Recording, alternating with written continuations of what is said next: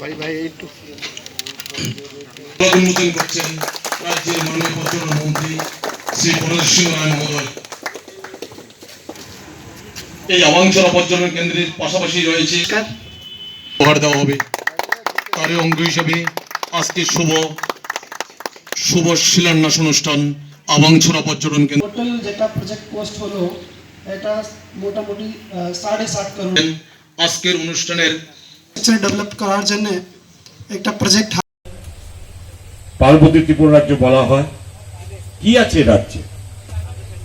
এ রাজ্যের অধিকাংশ জায়গা ঘন অরণ্যে ভরা, নদী নালা, এবং সবচেয়ে বড় বিষয় ঐতিহাসিক কতগুলো কীর্তি এই রাজ্যের মধ্যে আছে। যেখানে আমরা জানি যে নর্থ ইস্টের মধ্যে 10টা মনুমেন্টের মধ্যে, যেটা আর্কিওলজিক্যাল ডিপার্টমেন্টের আন্ডারে, তার মধ্যে 8টা এই মনুমেন্ট এই রাজ্যে অবস্থিত। খুব বেশি দূরে যেতে হবে না, পিলাকে গেলেই একটা আছে তার মধ্যে। এরকম রাজ্যে বিভিন্ন এই দর্শনীয় স্থানগুলো রয়ে গেছে।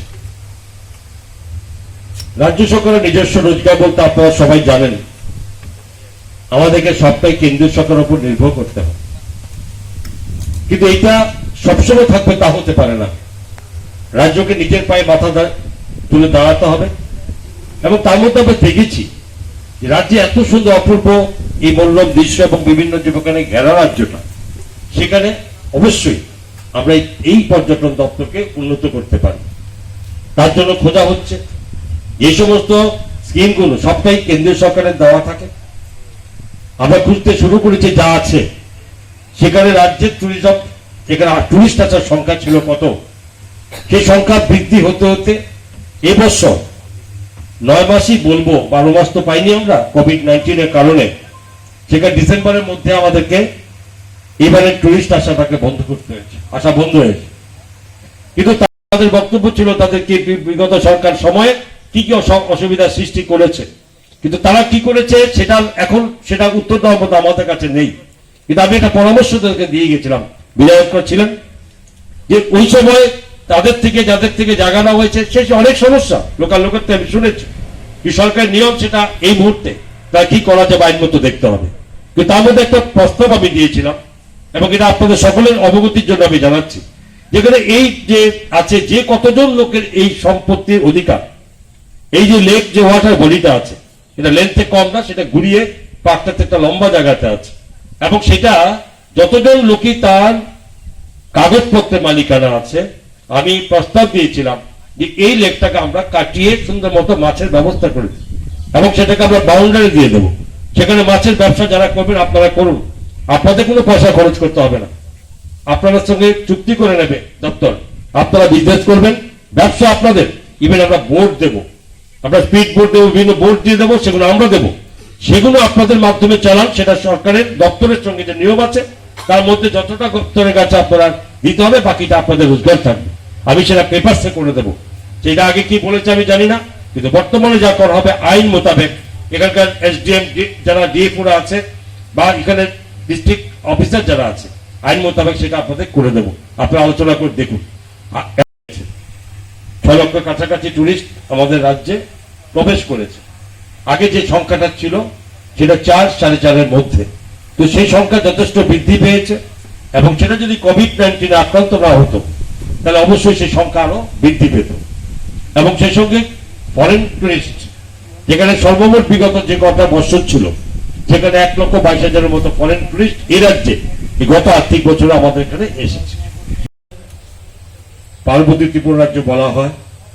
কি আছে রাজ্যে?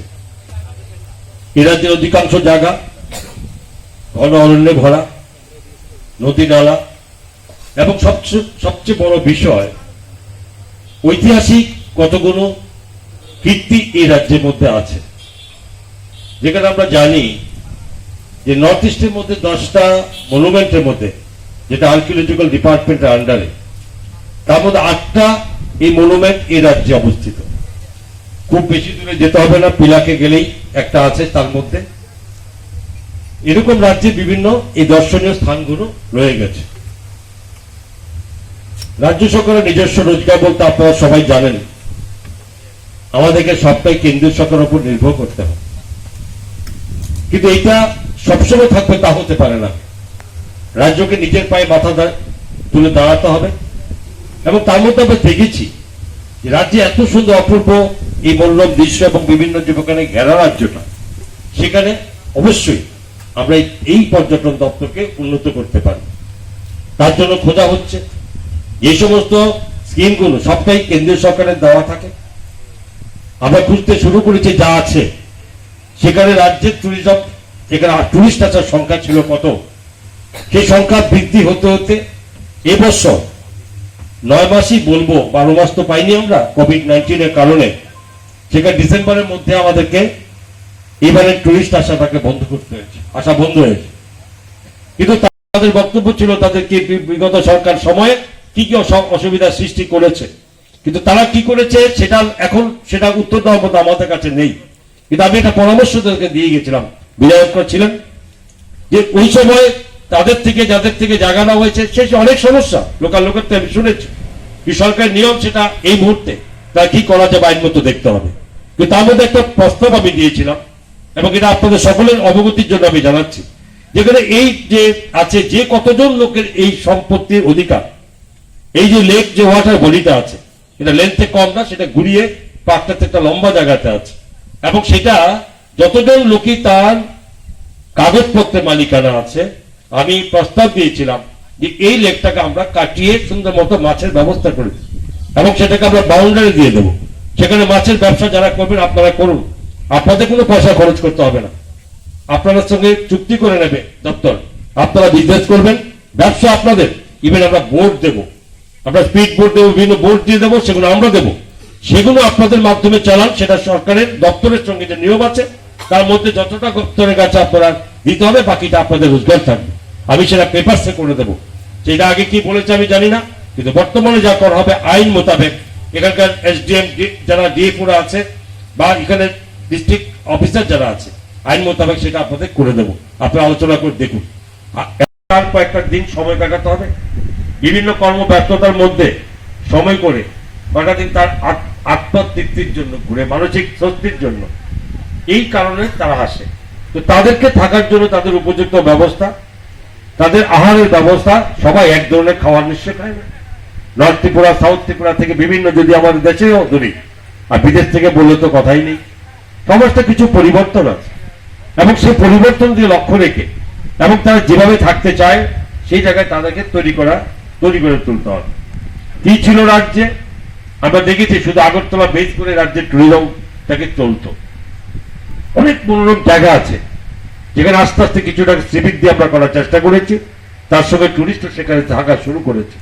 কিন্তু আগরতলা বেস করে টুরিস্টরা আসতো, আগরতলা আসবে এবং সকালবেলা গাড়ি নিয়ে বেরোবে, এই দীর্ঘ রাস্তায় এসে কি ধনঞ্জয় স্মৃতি পার্ক, কিং পিলার, কি সেখানে ঊনকোটি, কি সেখানে ডম্বুর, কি সেখানে ছবিমোড়া মাতা ত্রিপুরেশ্বরী মন্দির, এই সমস্ত দর্শন করে রাত্রে ফিরতে হতো আবার আগরতলাতে। কেননা মাঠপথে যে থাকার ব্যবস্থাগুলো ছিল সেগুলো সঠিক সেভাবে ছিল না, যেখানে টুরিস্ট সব ধরনের টুরিস্ট এসে থাকতে পারে। আমার এখানে সেটাই লক্ষ্য ছিল, যেটাকে পরিবর্তন করতে হবে এবং তাকে লক্ষ্য রেখে আমরা শুরু করেছিলাম। কিন্তু সেখানে আমরা সবটা করে উঠতে পারিনি। টুরিস্ট থাকা অবস্থাতে সেখানে মেনটেনেন্স করাটা যেমন একটা অসুবিধার সম্মুখীন হতে হয়, সেটা এই কোভিড-19 এর কারণে দীর্ঘ 7-8 মাস বন্ধ এবং সেটাকে আমরা কাজে লাগাবার চেষ্টা করেছি। যা ডিস্ট্রিক্ট অ্যাডমিনিস্ট্রেশন, ফরেস্ট অ্যাডমিনিস্ট্রেশন, সেই সঙ্গে আমাদের দপ্তর তো থাকবেই এবং সেই সঙ্গে বিধায়ক শঙ্করবাবু বা আদার যারা বিডিওরা আছেন কিংবা এখানকার যারা জনপ্রতিনিধিরা আছেন বিভিন্ন পঞ্চায়েত কিংবা জেলা, আমি তাদের কাছে আবেদন করব যে দেখুন, অনেক দফা চেষ্টা করে দেখুন, যদি এই জায়গাটা করতে পারেন সেটা যেমনি টুরিস্টদের জন্য আকর্ষণীয় হবে এবং সেই সঙ্গে একে কেন্দ্র করে এই পারিপার্শ্বিক যারা লোকরা আছেন, যারা এই অধিকারে আছে, তাদের একটা ব্যবসায়িক রোজগার রাস্তা খুলে যাবে।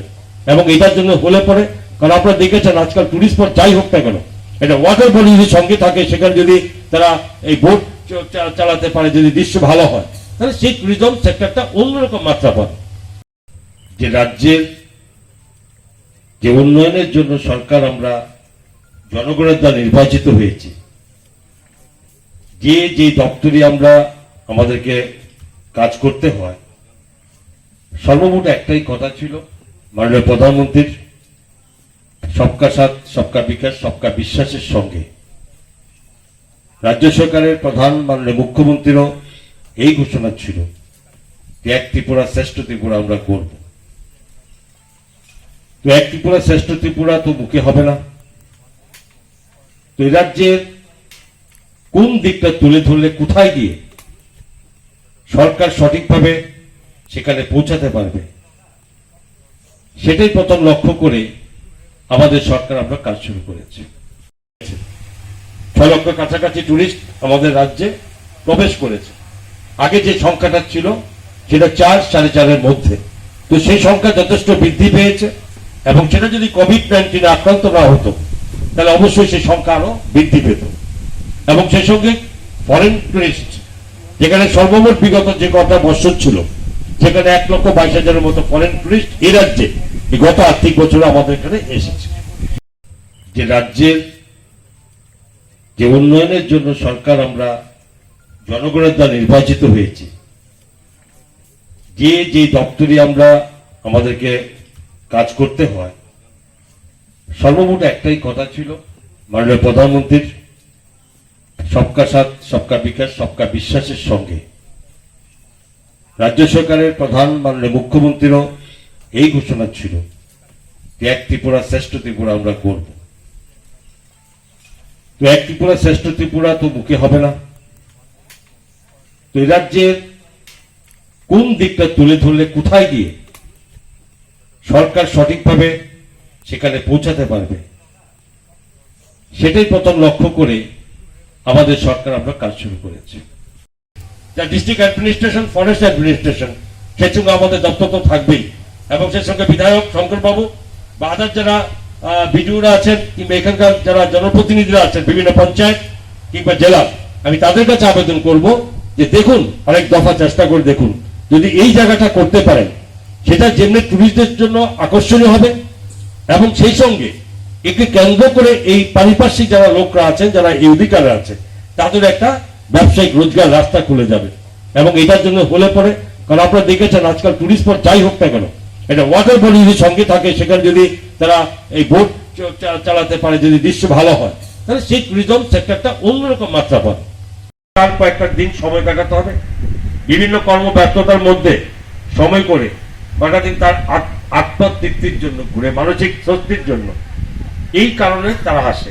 তো তাদেরকে থাকার জন্য তাদের উপযুক্ত ব্যবস্থা, তাদের আহারের ব্যবস্থা, সবাই এক ধরনের খাওয়ার নিশ্চয় খায় না।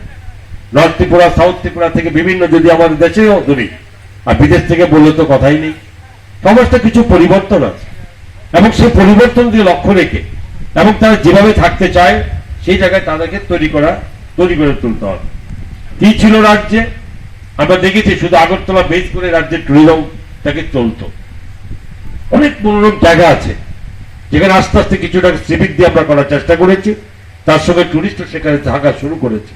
কিন্তু আগরতলা বেস করে টুরিস্টরা আসতো, আগরতলা আসবে এবং সকালবেলা গাড়ি নিয়ে বেরোবে, এই দীর্ঘ রাস্তায় এসে কি ধনঞ্জয় স্মৃতিপার্ক, কিং পিলার, কি সেখানে ঊনকোটি, কি সেখানে ডম্বুর, কি সেখানে ছবিমোড়া মাতা ত্রিপুরেশ্বরী মন্দির, এই সমস্ত দর্শনকে রাত্রে ফিরতে হতো আবার আগরতলাতে। কেননা মাঠপথে যে থাকার ব্যবস্থাগুলো ছিল সেগুলো সঠিক সেভাবে ছিল না, যেখানে টুরিস্ট সব ধরনের টুরিস্ট এসে থাকতে পারে। আমার এখানে সেটাই লক্ষ্য ছিল, যেটাকে পরিবর্তন করতে হবে এবং তাকে লক্ষ্য রেখে আমরা শুরু করেছিলাম, কিন্তু সেখানে আমরা সবটা করে উঠতে পারিনি। টুরিস্ট থাকা অবস্থাতে সেখানে মেনটেন্যান্স করাটা যেমন একটা অসুবিধার সম্মুখীন হতে হয়, সেটা এই কোভিড-19 কারণে দীর্ঘ 7-8 মাস বন্ধ এবং সেটাকে আমরা কাজে লাগাবার চেষ্টা করেছি।